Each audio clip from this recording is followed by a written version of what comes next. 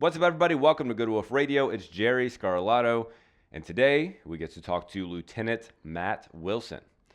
I've known Matt for a long time. He has been the epitome of what I would like to call a disciplined person.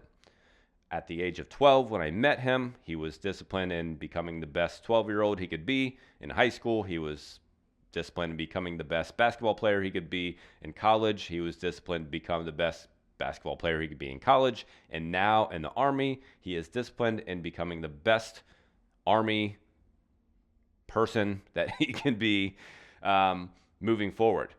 So you'll get a lot out of this conversation. He tells us about the best ways that we can start to implement discipline into our lives, how that creates more freedom in our lives, how that will open up our potential so much. This conversation is very wide-ranging in those areas, so very excited about it. Fair warning, though, very fair warning, Matt is currently stationed in Alaska. If you don't know, Alaska is very far away, and their internet connection is generally not very good. So the video is what it is. It's grainy. It breaks in and out from time to time. The audio, I think, is pretty clear, so I think you should be able to hear it pretty well. But fair warning on the video, I think he dropped like twice during the conversation. So if you see some breaks in the conversation and they're very weird cuts, that's why that is. So fair warning, that's going to be there, but it's a very important conversation. So that's why we're bringing it to you. So enjoy this talk with Lieutenant Matt Wilson. You going hunting later today? You look like you're all geared up.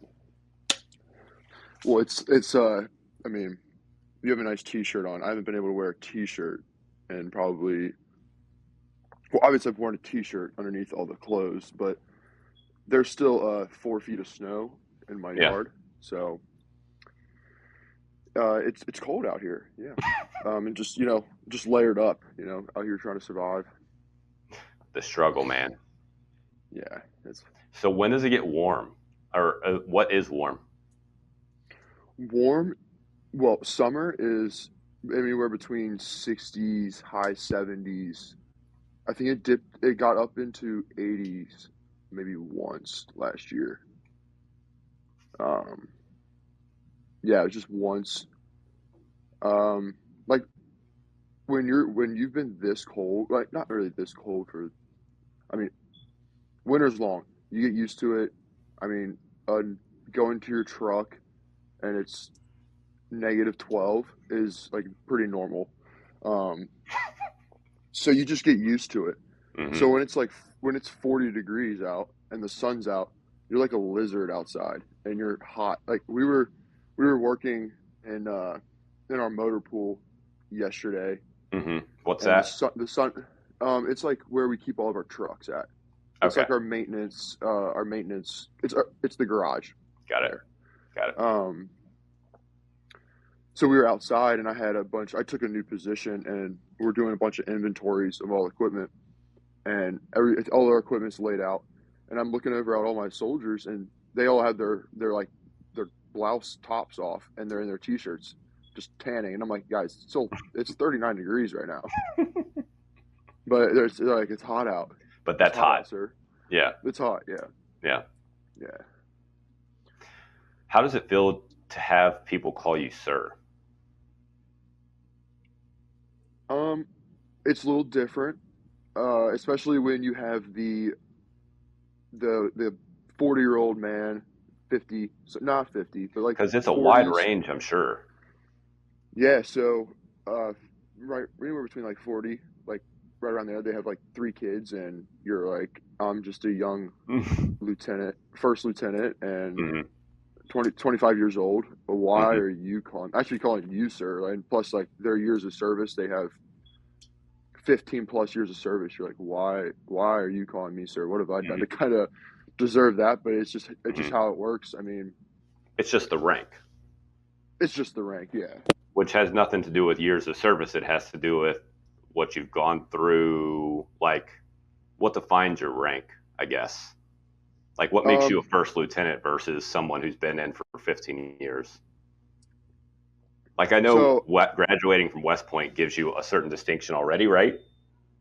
Yeah, so graduating from a commissioning source, so whether that's officer candidate school, the academies like West Point, the Air Force and the Air Force side, and then the Naval Academy on the Navy side. And then you can go ROTC, which is there's a bunch of ROTC programs in all the colleges. So if you graduate from a commissioning source, they will, like, you get commissioned to the rank of second lieutenant. And I'm actually about to hit my 3-year time in service date on May 23rd. So Wow. $700 raise. All right, baby. Yeah, I'll take it. Big bucks. Seriously. But yeah, so normally you think Army, you think of the guys when they're like 15 years of service. Those are your guys that went straight out of high school, didn't go to college, and they kind of went up through the ranks. But along the way through the ranks, they have to attend college or get so many credits or do X, Y, and Z in order to progress to the next rank. They get these they call them points. They can basically get points for achievements, and they have to get so many points, and those points each year can fluctuate on just depending on what the Army needs, whether you promote or not, if that makes sense. It does. So I'm assuming it's partly years of service, but it's also, so it sounds like it's also like education that you've gone through and just other tasks that you've done. So like you going to Army Ranger School was a voluntary thing. It's not something that you had to do, but it's something that added a badge onto your shirt, if you will. Yeah. So that's like an example of that, but that's not a rank per se. No, it's more of like a qualification. So there's like other schools, like obviously Ranger School, like Airborne, Air Assault. In order for me to be in this unit that I'm in, I have to be airborne qualified. So I had to go to airborne school and jump out of perfectly good airplanes. Which, yeah. is an event an experience in and of itself? Yes. I have a lot of thoughts about jumping out of airplanes. What do they start with? Oh, geez. What are your thoughts to start with? Your first experience jumping out of an airplane, like. Okay, so first experience, a lot of excitement, I was scared to death. I was like, what am I going to do when I get close to the door? But you just realize, so like you like are all stacked up in a line and they just mass exit everyone. So you don't have time to think. You just see the guy in front of you walking and you just go. No option. And they've trained you. They do such a good job of training. Like you do 2-3 weeks of training. They teach you everything up until like how to fall. So ground week is one of the weeks in airborne school. Ground week, I think I fell on the ground, like practiced falling. Yeah. Probably close to 300 times a day. And when you say practice falling, you mean like literally standing up to falling down? Like. Or like falling off of a height? So everything in the Army is walk, crawl, run. And crawl, walk, run. Crawl, walk, run. Yeah. Yeah. So like they'll start a little bit. They'll start. You're just feet on the ground. You're just practicing kind of hitting the body parts that you're supposed to hit when you fall. Then they move you up to a 3-foot ledge, and then they'll move you up to a stand that's like 5 feet, and that you're like actually like hooked up into a cable, and it's kind of like a zip line, and then you fall. And you practice like front and backwards, like falling front and back. Then they'll hook you up to another system that basically drops you when you don't know when you're going to be dropped.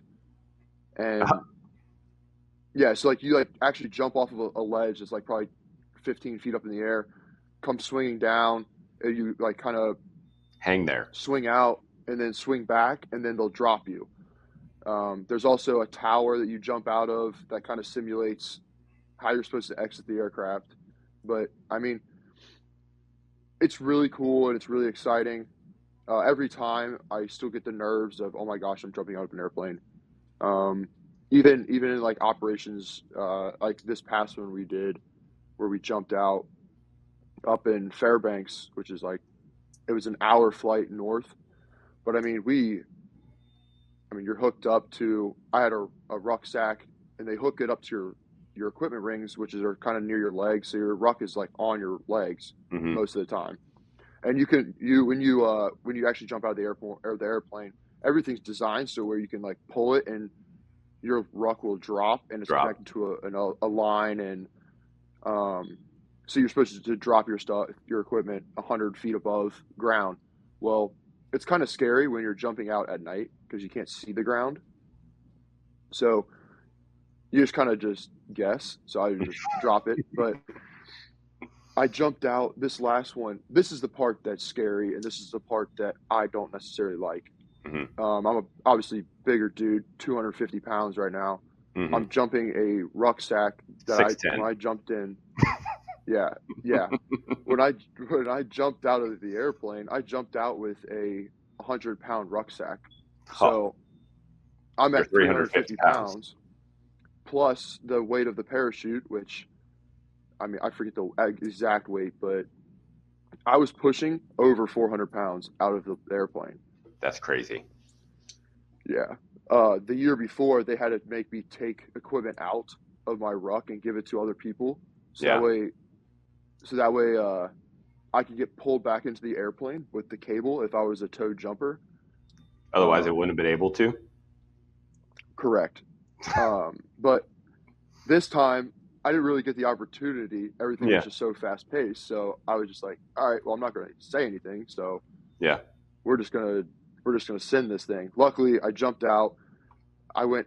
Usually you go out head first, but or I'm sorry, usually you go out feet first, but since my ruck weighed so much, I went out head first, which was super sketchy. I'm sure. Um, like I get out, I look up, I'm like, oh sweet, I don't have any twists in my canopy, so I'm good. Hmm. I'm falling super fast, Hmm. and Yeah, because you're like I an just kind arrow of at that point. yeah, it's a lawn dart, Yeah. just screaming to the earth. But yeah, I get close to the ground, drop my equipment, and this is what I do like about jumping in Alaska is there's never too much snow, and I landed in probably 5 feet of snow, and it was the softest landing I've ever had. Now, if there wasn't snow there, I my legs might have. may, I cr- mean, may crumbled. they may have. Yeah, they may Yeah. have crumbled, Six but ten crumbles hard. yeah, when you're coming down to the earth at that speed, yeah, Yeah. yeah, Um, exciting times. so you said a bunch of things in there, and this is something that like I've never had a chance to ask you. You hear me? Yeah. Like, so you have this incredible capability, and I don't know if it's just like the Lenny in you that's like, I just got to go do it. Like, here I go. Or if it's like an internal drive in you. But like there have been many points in your life where you're like, Jerry, I hate this. Like, whatever this is, whatever I'm doing. Like, whenever you started Beast, I remember talking Hmm. to you and like you were maybe a week into it and you're like, this is terrible. I hate it. I don't like it at all. You're crying, you're upset. Whenever you left the gym, like I remember you leaving the gym, upset, crying, like I don't want to go. Like what compels you to push through that? Because that's what you're saying right now is like, I hate, not hate, you didn't say hate, but like, I don't like jumping out of an airplane, but like, here I go, got to do it. Yeah. Oh gosh. Because you did it at a young age. And I don't know that you realize that. Like you've pushed yourself and I was blessed to do that with you for a lot of it, but like you pushed yourself through a lot of things at a young age, things that like are tough to do, like Hmm. starting to train and improve yourself at 7 in 7th grade. Like that's tough to do, no matter who you are. And you did that in the weight room. At the time, you were doing it at football, going to football coaching, going to maybe pitching coaching, going to basketball practice. Like, was that like your parents ingrained that in you? Did you do you feel like that was kind of innate to a degree? Like, what does that look like? I mean, well, to start off, um, I know I rambled a I would lot. say, yeah, no, no, no. I would say my parents, yeah, had a lot to do with that, especially my mother. She's a very driven Mm-hmm. woman. She's always instilled into me like hard work and kind of reaching and working, doing everything you can to achieve a goal. And I'm very goal oriented, and I'm a perfectionist. So I try to prepare myself in order to achieve those goals, but also get as close as I can to perfection in the process of achieving those goals, if that makes sense. But yeah, starting on, I mean, I set the goal for myself that I wanted to be a Division I football player very early, probably like sixth grade. I dreamed about being a Michigan football player. Obviously, you know, God had other plans for me, and it quickly switched to basketball. But I knew I wanted to be a Division I basketball player, um, and I just kind of it was ingrained in me that I mean, me myself I get ingrained in myself that I was going to do anything I could to achieve that. And so I guess that translated over to what I'm doing now, what I've done as far as like what I, because obviously there were things along the way that I didn't like to.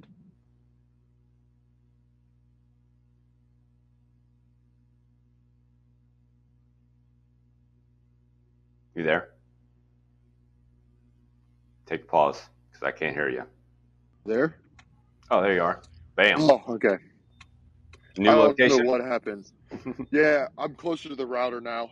Um, where'd I leave off? What I? You were transitioning from how your drive from high school and being the best basketball player and being a D1 basketball player in high school, um, then translated into what you're doing now. Okay, yeah. So basically, I feel the like I set the goal and I Mm-hmm. did everything I could to get to that goal. And along that way, I went through a lot of things that I necessarily, I guess, didn't want to do. Mm-hmm. And I guess that was ingrained in me, and it translates over to now what I'm doing. Of it's like I have a goal or a job that I have to do. Now I want to be the best I can at it, and that's always been my thing. Is I want to be the best I can. I want to be. I'm a perfectionist, so it's like I want to do it perfectly, Mm-hmm.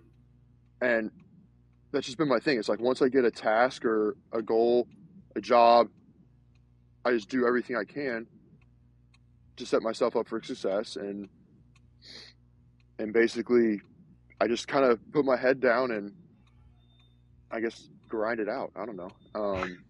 What gets you to push Like, through like that moment you called me, and I'm sure you did this with every, your family, your friends, but like that moment you called me when you were in the middle of beast and like you're ready to just be done, yeah, to be done. Like there were times during probably just that conversation, but definitely just weeks after that, like you're uh like you would convince yourself to transfer or leave or do whatever. Why, like how do you push, like how do you decide, no, this is the path that I chosen to take? Like, is that it? Like, this is the path I chosen to take and I got to man up and I got to do it? Or what is that? I guess. I mean, it probably stems back. I mean, you probably saw it multiple times in the gym when I couldn't lift a weight or like Mm-hmm. I couldn't lift this specific weight, and I hated failure. Mm-hmm. And I think that's what was set in my mind was that I would be a failure if I didn't go through West Point, or I didn't finish Beast, didn't finish Ranger School, or didn't finish X, Y, or Z, in my mind, I'd be a failure. And to me, that's probably the most embarrassing thing for me. What you Is think about yourself? what I think about myself, or necessarily, I mean, am I caught up in what other people think about me? Not as much, but also I don't like. I mean, there was a lot. Like my parents, they invested in a lot of time and money, taking me to practices, paying for training sessions, whether that was lifting or basketball or take like football, stuff like that. They did a lot for me, so I felt like a lot. They had invested a lot, and if I were just to up and quit because I didn't like it, or I was uncomfortable, or it was just, how do I say it, like not what I wanted. I don't know. I just didn't seem fair to them, and I felt like I'd be failing them, or I'd be failing just other people too. That, I mean, like yourself. I mean, you spent a lot of time with me. I mean, in the gym, and like going through some of these things, it's like, well, I don't want to let people down. And that's another thing too, is I try to hold myself to a very high standard, and part of that is because I don't like disappointing people. I don't like disappointing people. I don't like disappointing myself, and I definitely don't like failing at things. Hmm. But yeah, Yeah, I can totally attest to that. By the way, all of those things that you just said, I can 100% attest to all of it. mm-hmm. So I see it. I mean, I totally see it. And I can say that the amount of times that you've probably let people down are much smaller than you tell yourself, because, we're our own worst critic. So we think that, we let this thing happen. And so now I'm letting these people down, when really in reality, their perception of what you're doing is much different. And probably like they're still thinking about how much you're growing and thriving anyway. But to Right. go back to your, like where you are now. So like you've been a structured discipline person. Do you feel like once you got into the Army, that's even more structured and disciplined than anything that you had ever lived through before that? How did that help or hinder you? Honestly, I think it's been, now, yes, the Army, more structured and disciplined, 100%. Obviously, the most structured and disciplined I've, specifically West Point, was. I mean, down to, oh, hey, I have a white glove. They wipe your sink and there's dust on it.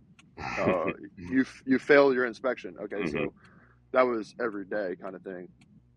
But being disciplined, structured and disciplined growing up, I think it just allowed me to kind of hit the ground running.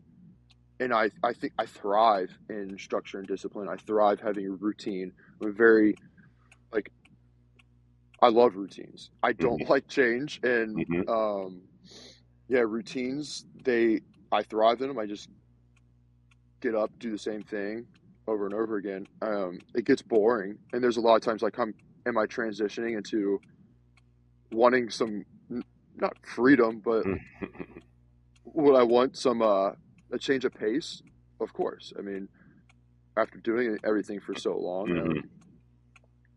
But I still think that to some aspect, I cannot, it's just not in me to not have, to be structured, disciplined in some facet of my life. But yeah, I mean, I don't want to talk about, maybe it's a OCD, or I don't know, but I mean, you saw me before basketball games, especially Mm-hmm. in high school. I would eat the same meal Mm-hmm. before every game. I would stretch the same way. I'd listen to the same pregame song. I'd wear specific socks. I would do this, that, or the other, all to set me up. And it kind of goes back to this, that perfectionism thing, Mm-hmm. where if anything was out of order in that routine, I felt like I couldn't have a good game, Mm-hmm. or I couldn't succeed. So it's like I had to basically line everything up in order to be successful. But yeah, like, you go back to the, like, the Army and where I'm at now, I do think that the way I was raised and how my just mentality is, it's a pretty good fit for what I'm doing right now. Mm-hmm. I would say. Yes, I would say so as well. So when I hear that, and again, I totally see that and agree. But in high school, if that structure were thrown off, what would happen? Are you What would have talking happened? Yeah, generally speaking, like if your pregame routine were thrown off, what would you do in high school? freak? I'd freak out. Freak out. Freak out.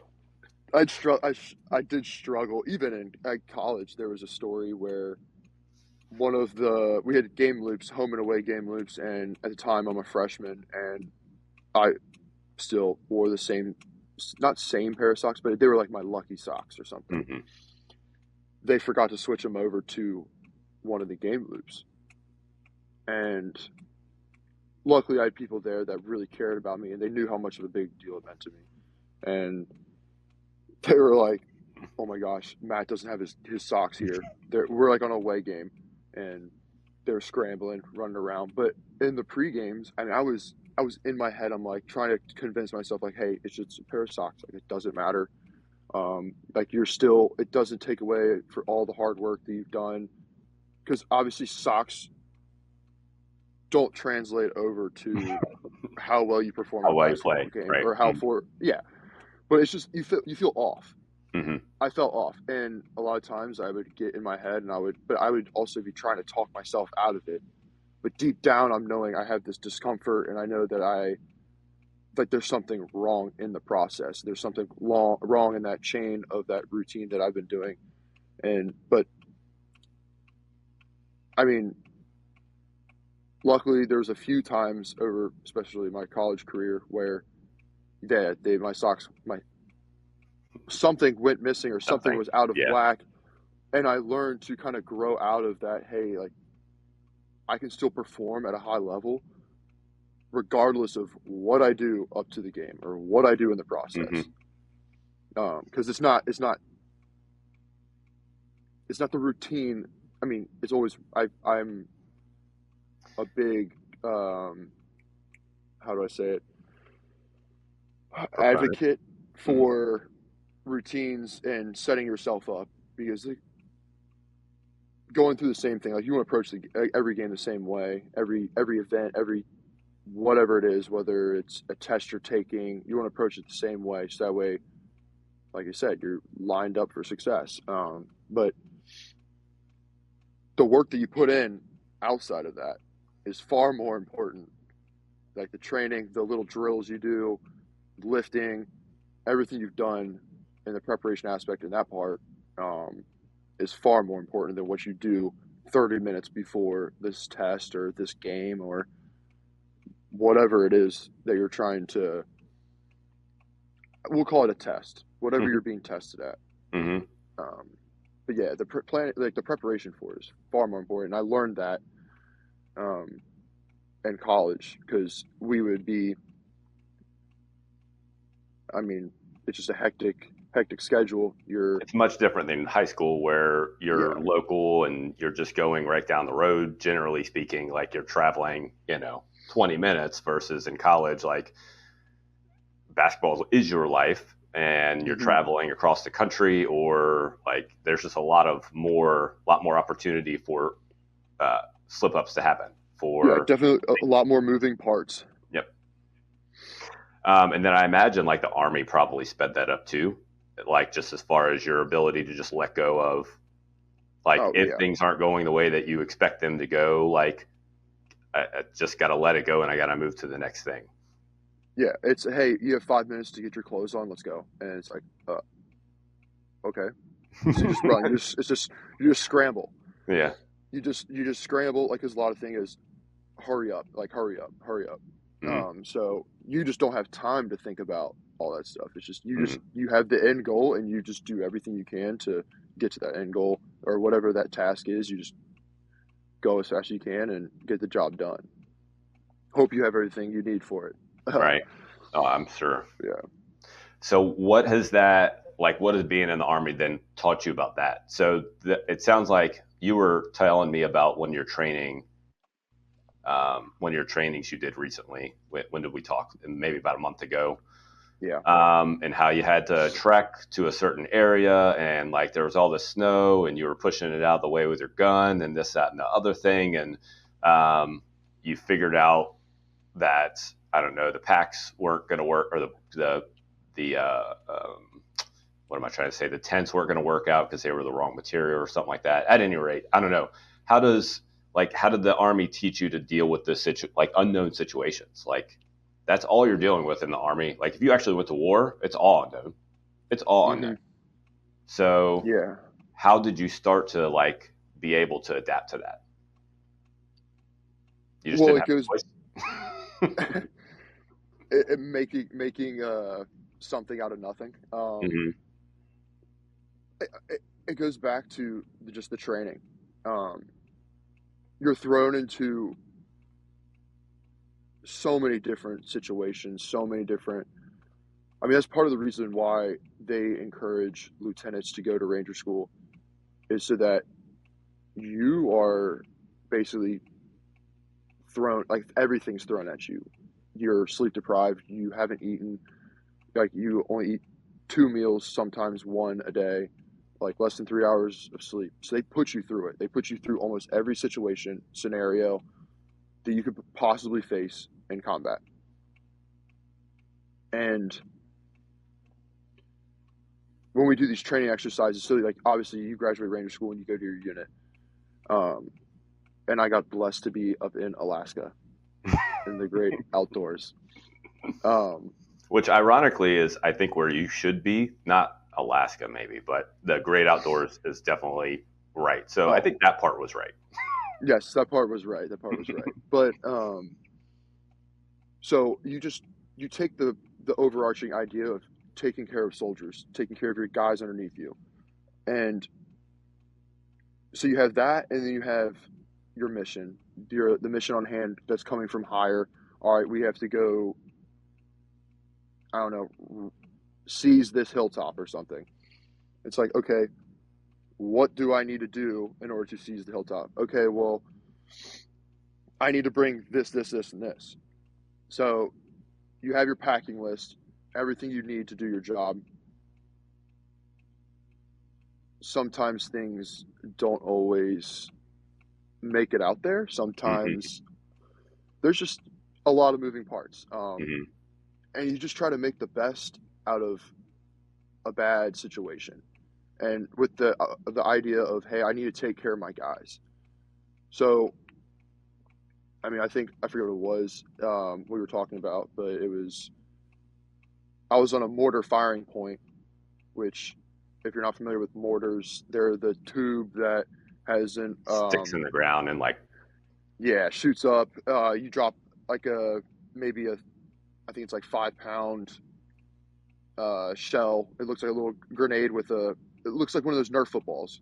okay, yeah, yeah, yeah. Yeah, Hmm. drop that in there and it shoots it out. So I have I had a few mortarmen with me, and we're going out and we're doing this the 48-hour reconnaissance lane or reconnaissance mission, and that's the time when I was talking about. We were walking, I was breaking trail for them with Yeah, snowshoes through like 4 feet of untouched snow. It was just yeah. powder.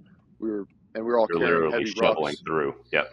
Yeah, I was just a freight train trying to plow the way for them, and we finally get to where we're going, and I kind of knew that we weren't going to have sustainment out there as far as like food, water, um, shelter, like a tent. So up here in the Arctic, you need a warming tent. You need a tent because otherwise, say like we were breaking trail, we Hmm. sweat. It doesn't matter how cold it is, you sweat, and you sweat Hmm. through everything. And being wet and in anywhere obviously below 32 degrees, which I think that night it dropped down to 5 degrees. But and you have all the gear, like the clothes with you to sustain you in the event that you don't have a tent. But Hmm. it's just to keep you alive and not frozen. Hmm. But um, yeah, we get up there and I'm like, okay, well, we're not going to get a 10. We're not going to get heat. So it's like they come up to me, sir, can we make a fire?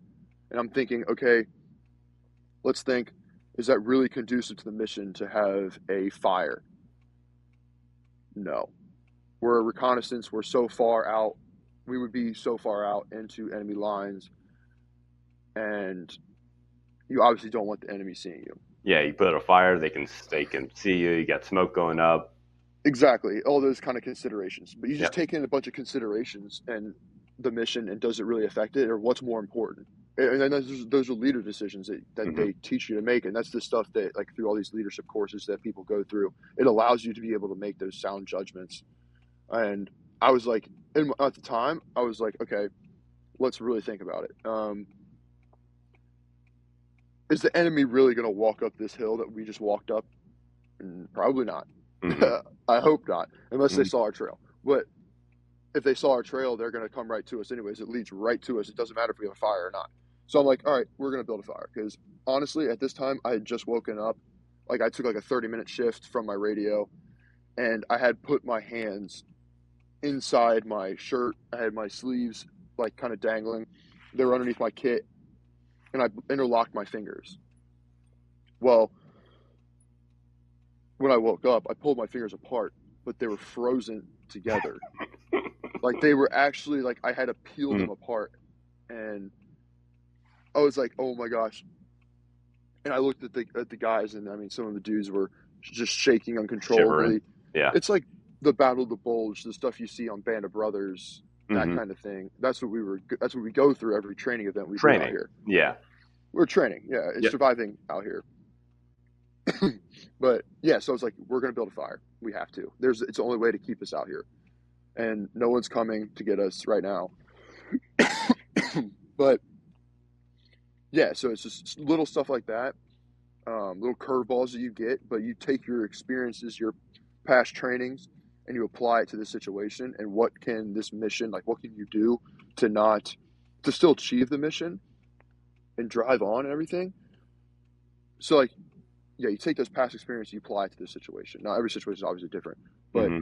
the experiences, the preparation you've done allows you to make sound judgments. And that's basically, I mean, that's all you really can do at that point. I mean, Hmm.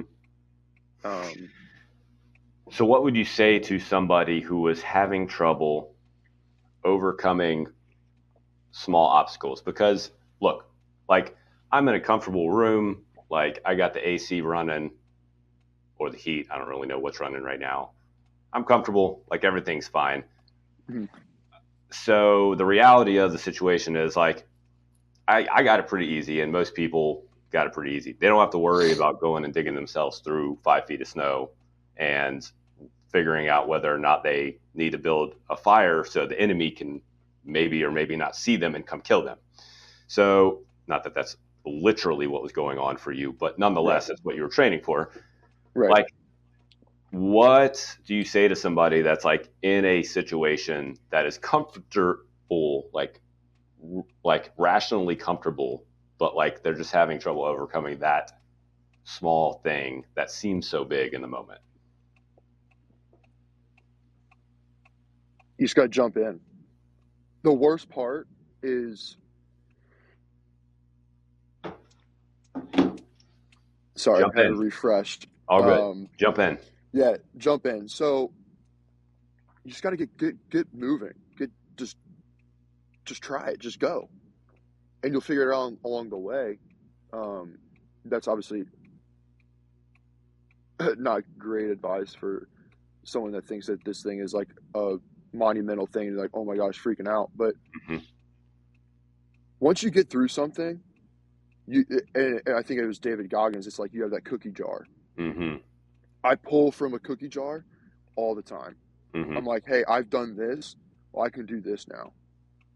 And that's kind of also what's helped me get through some things. It's like, well, I've been through this. Well, I can definitely get through this.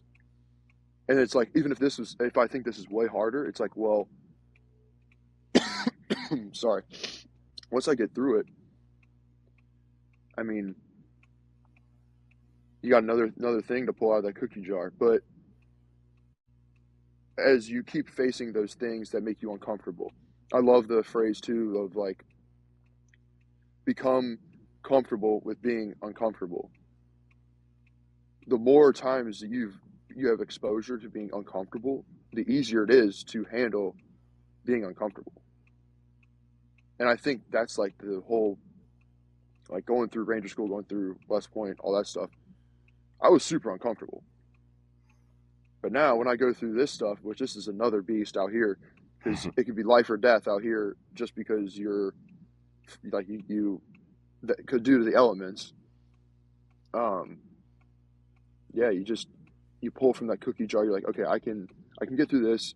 I have like we only have like 24 more hours. That's nothing. Let's do it. But I think I swallowed one of my cat's hairs. All right, brother. Well, that's good stuff. The cookie jar, man. I love that. That's Yeah. that's a great thing. Well, I appreciate you. I don't think you know that even though I've coached you most of our time together, you've also coached me indirectly. So I appreciate that. I appreciate your discipline. I appreciate your ability to be the person that you are and push through all the crap that you push through to achieve the outcome that you are after. And you certainly grown into a man that was not the man that I started with, but Yeah, that's for sure. pretty And awesome. I definitely had your help along the way to shape and mold a young lad like myself. So From time to yeah. time, maybe from time to time.